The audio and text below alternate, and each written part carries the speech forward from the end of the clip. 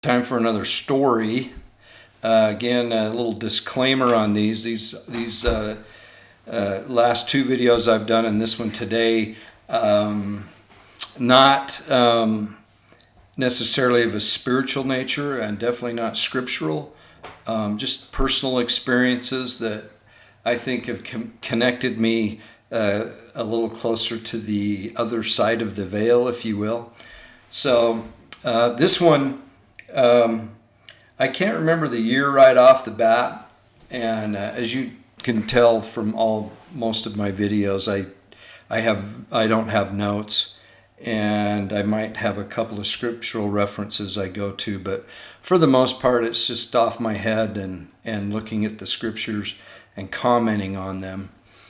but I do this much the same way with the storytelling, if you will.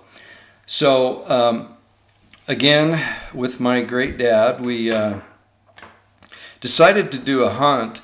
So I should also say that I'll probably lose about half of the subscribers on these next two videos because they're hunting trips, and I know how people feel about hunting. I don't know why people have a problem with it, but so hunting was a big part of my life growing up, and still is, but mostly just in here. It's too expensive and not enough time to do it all. But my wife and I, we joke about that we were the last several years we've been too busy chasing Jesus to have time to do much of anything else. But I did love it, and I still think about it. And this time of year, especially in the fall, is when my mind starts to wander a little bit towards those great hunting trips that I had with my father, with my sons. We used to go to Montana. We did it every year for years and years, and it was just awesome. And I had, his sons would go on missions, they would miss, and it was just hurt. And then I had a son that did mission and military, and he was gone. And then I had a son that, again, worked on the river. And my two daughters, of course, they just, I shouldn't say of course, that was very sexist. I'm sure I'll get some comments on that. But they weren't that interested in it. But my sons were, and we had some great trips, and with my father early on.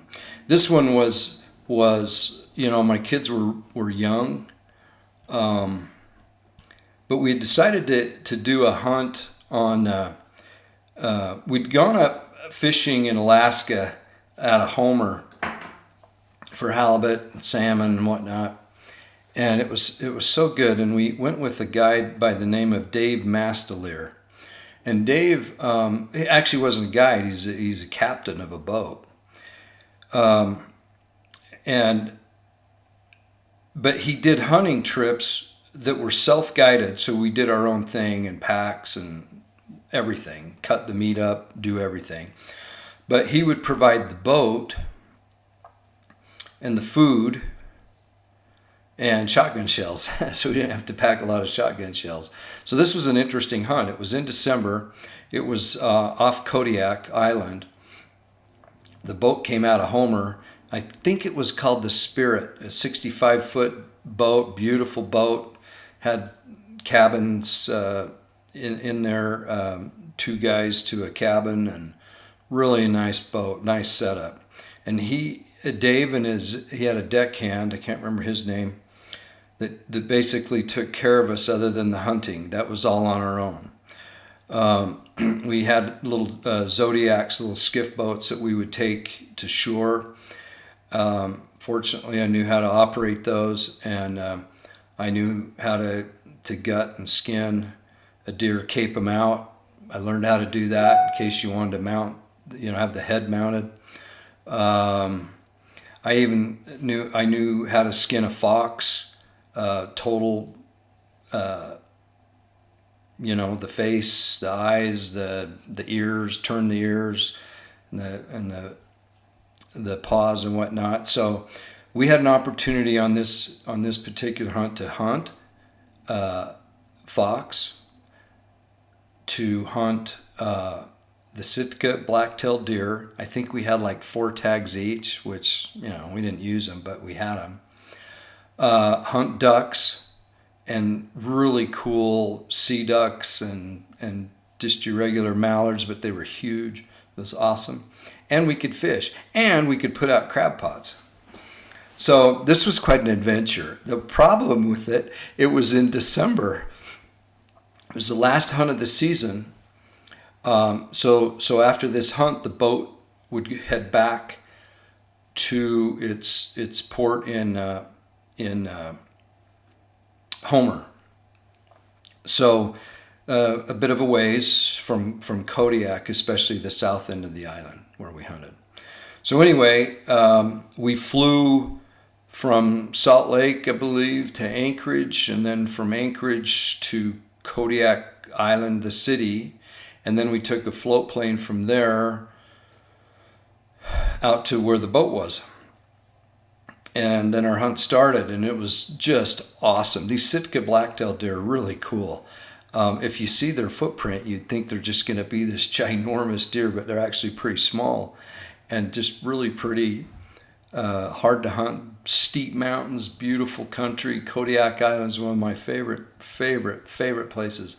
And I think I probably will tell when I hunted on Kodiak years before that for the great Alaska brown bear. And I'll talk about that one too, because that's a really cool story. But this one was really quite an adventure. So we began our hunts, and everything went just. I mean, we hunted ducks that probably had never seen a human, and it was so cool because we'd sit on the shore, and we had about, I don't know, maybe a dozen decoys, maybe not even that. And they did provide the decoys and the shotgun shells. We brought our shotguns and our rifles. I said, okay, I know how to put deeks out. I can do that. But I said, where do we hide? Where's the blind? And he goes, you don't need a blind. He said, these ducks will see those ducks and they'll just come in. And then I said, okay, so then how are we going to gather up these ducks if we shoot them out there? Because this is ocean water, right? A little bay. And he said, well, the tide, we'll time it to where the tide's going in. All the ducks you shoot will float in. And then he says, I'll come back in the afternoon before the tide starts coming out. I think that's how it was. And, or was it? No, I think that was right. And so he says, and then we'll just go around with the Zodiac and scoop them up with a net. They'll just be floating. He goes, we do it. This is the way we do it. I said, all right, sounds good to me. So anyway, we had a good shoot, man. We shot a lot of ducks, really cool harlequins and golden eyes and buffleheads and mallards. Just good, really good duck hunting. And sure enough, he came and we got in the skiff and they were all back in the bay. We just had a big net and netted them all up, and it was awesome. The boat had these big freezers that were bolted to the deck, so we were able to keep all of our meat. We had a big hangar down in the hull of the boat that had like a refrigerator as well, that we put the deer meat. So we shot some deer, we skinned them out, we boned them out, we packed them out. And they're not huge, but I got my workout packing all that meat out. I'd quarter them. Actually, I'd bone them right out and bring them out. So we had a lot of deer meat. We had this duck meat, which I always make jerky out of, which I think is delicious. And we ended up shooting a couple of foxes, and I spent a lot of time on the deck skinning those out and fleshing them and getting them ready to make either a rug or a full mount. We ended up making full mounts out of these, which were really, really pretty. So we had a great, successful hunt. Well, the guide, I keep calling him guide, the captain, Dave, he said, okay, guys, we have a couple of options. He says, I can radio a plane to come and pick you up, take you back to Kodiak, or he said, I have to go back up that way anyway to take the boat to Homer. And he said, we have to go out in the Bering Sea ways, because you can't just hug the shore. You have to get out there ways and catch the currents and whatnot. And he said, but we could save you that air flight, and I could just take you up to Kodiak and let you off, get your motel, and get on your airplane back to Anchorage and back home. So, we talked about it as a group. So it was me, my dad, and my friend Mitch Dyson, my dad's other friend Dick Winwood, and then his friend, and I cannot remember his name right now. Really nice guy. So Dick Winwood, friend of the family's, and particularly my dad,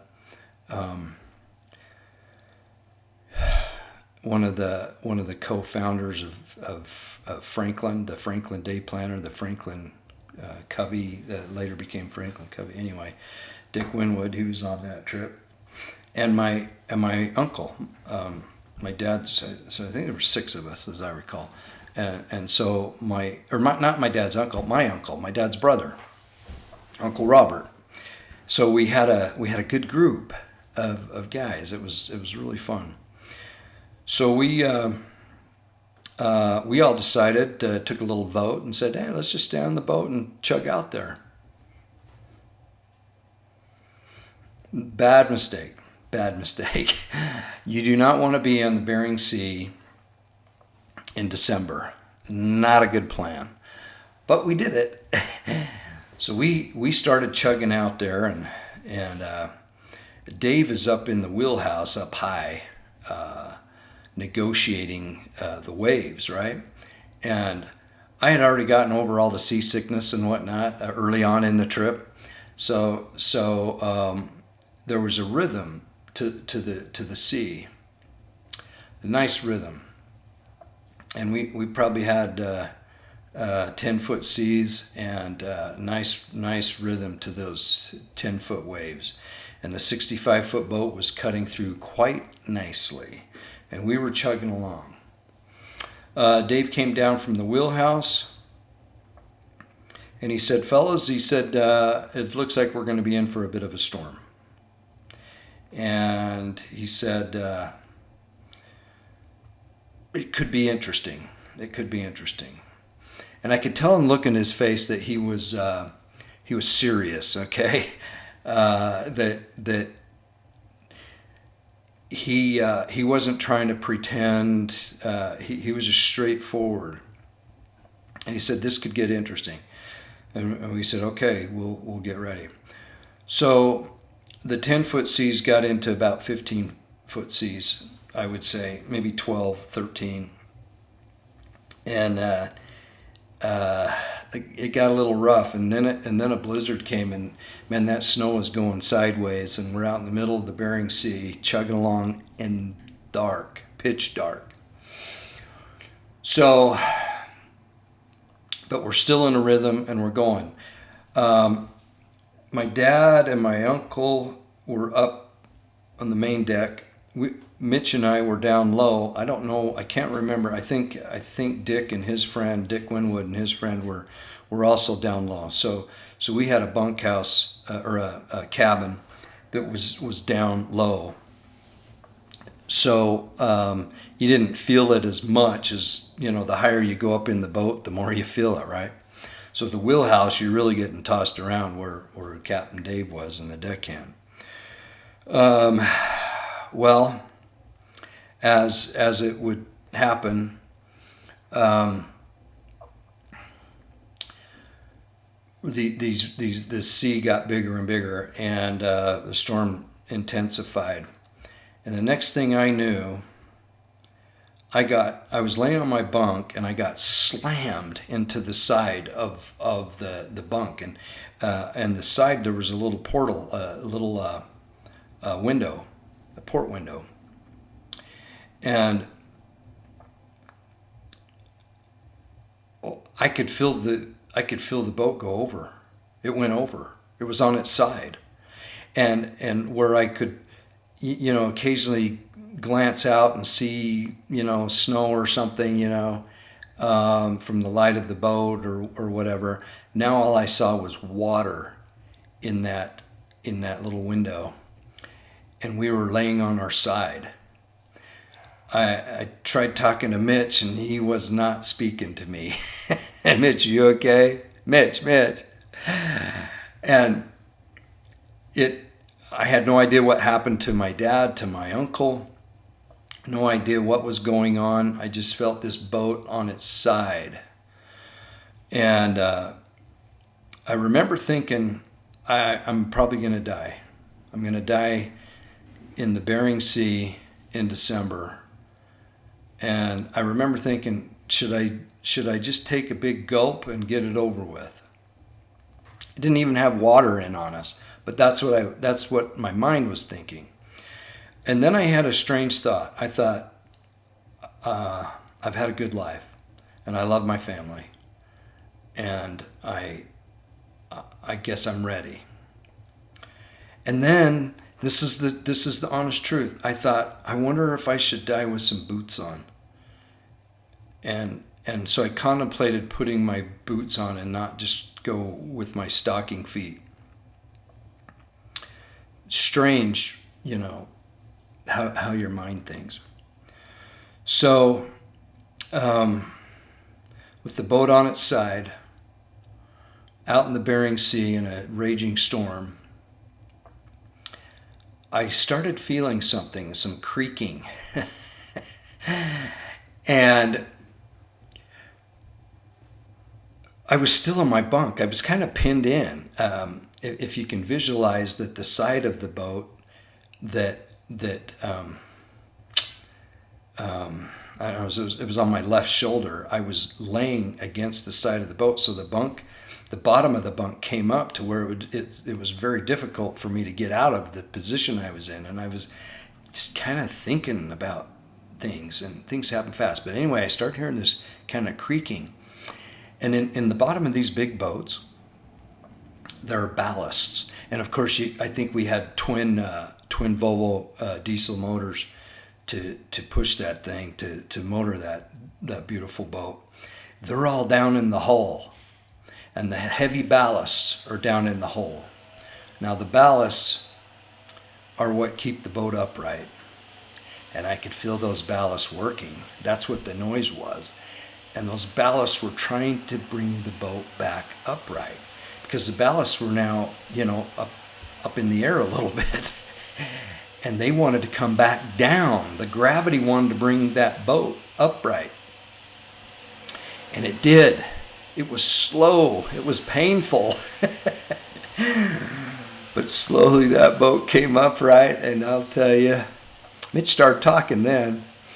And I went up and found my dad helping my uncle. My uncle had, when the boat got hit, and I'll tell you why it went down in just a second. He got tossed and hit a corner of a table, around a pointed table, right in the sternum. And he was in a lot of pain. Cut him, but it mostly just really bruised him, a deep bruise. And everybody else was okay. Now, we lost all of our diesel fuel in the 55-gallon drums on the deck. The freezers were bolted in, but the tops were not locked, locked. And so the lids came open, and we lost all of our meat. Not all of it, but a lot of it. The donations you make, but 55-gallon drums gone.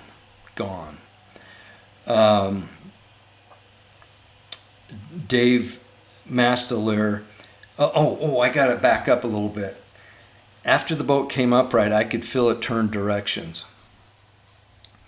Again, I hadn't talked to anybody, and we motored, and I could tell we had changed directions, and then we basically stopped, and then that's when we went up and assessed the damage. And Dave came down from the wheelhouse, and you can imagine how he got tossed. You can only imagine. So what Dave said, he said he'd gotten in a rhythm and found.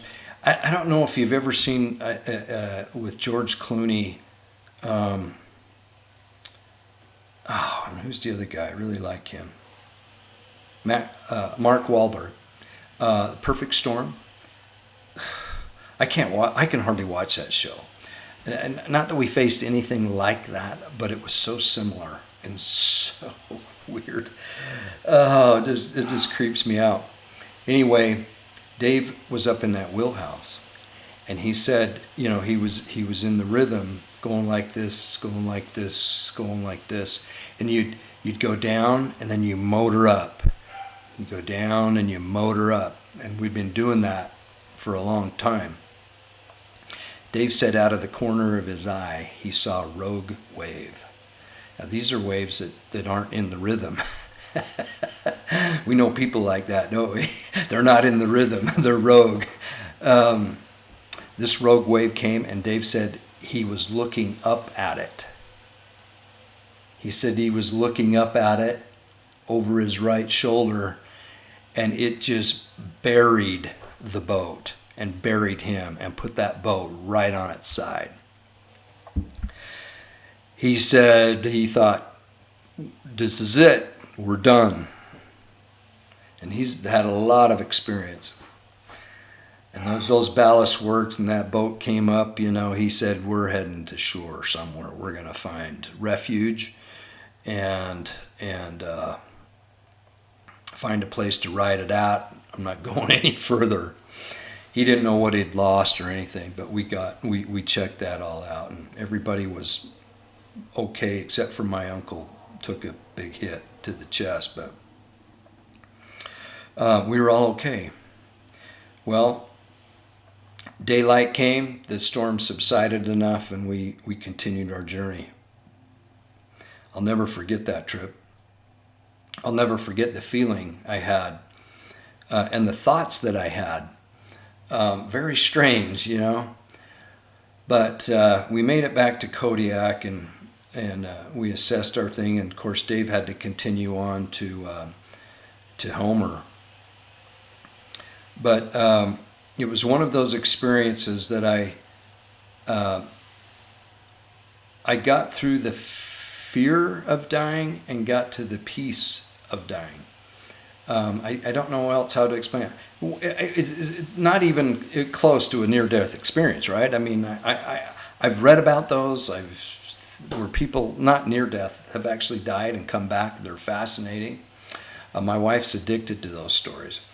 But me, I remember just having that peaceful feeling that it's going to be okay. It's going to be okay. I think that's even more than the climbing experience, because that just happened too fast. I think that's the time when I had this extreme fear of death, and in an instant I had the peace of graduating into the next existence. And so that's an experience I reflect on a lot when I look at things. And it reminds me of a story I was told by I hesitate saying names because sometimes I know that people don't want to be identified. But let's just say I know him in an ecclesiastical sense, and that this individual is currently a sealer, not too busy right now, but really admire this individual. He told me an interesting story. He said when he first became a sealer, he was one of the young guys. He was in his late 60s, and he was one of the young guys. And he said there was a patriarch or excuse me, a sealer. If I said patriarch, I meant sealer, a sealer in the temple. And there was this old sealer in the Salt Lake Temple that had been there for years, and he was like a legend. And this was during the time when President Hinckley was the prophet. And President Hinckley, all the sealers were together, and they found out that this legend of a sealer had passed away. And one of the sealers there said, we should call the prophet and let him know. So they did. They called the prophet. They let him know. And this isn't an exact quote, but President Hinckley somewhat said something, or he said something like this. He goes, well, this good brother's done everything else. He might as well do this now. And I love that approach, because when we have these experiences that connect us to the veil and beyond the veil, it makes it so death isn't something to be so afraid of. And when I think I've been even thought of as a little cold or non-caring about death. When someone dies, I'll think, yeah, good for them. They're out of here, and they're on the other side. Now, yeah, I feel bad for those that have been left behind, and some deaths are way tragic, and some are just a blessing. It's just, it is what it is. But I do know that on the other side, there's someone there. There's someone there to put their arms around you. And that's about all I'm going to say about that. So, you know what? It's all good, and these life experiences are wonderful. So if you can get through the hunting thing, I've got one more I want to share in a little while on a hunting trip that was really, really exciting. And I know many of you are anti or against hunting and think it's unethical, and you're totally justified, I guess, or you can feel whatever you want. I love it. I grew up with it. I process. I do everything, and it's a good feeling. It's a good feeling. So I have absolutely no issue with it. I wish I could do more of it. So with that, God bless. We have conference. I cannot wait. It's coming up here in a day or two, or in a day, and then the next day. I'm missing that we don't have priesthood every 6 months, but I'm okay with that. And we will talk to you in a little while. Thank you very much. Bye-bye.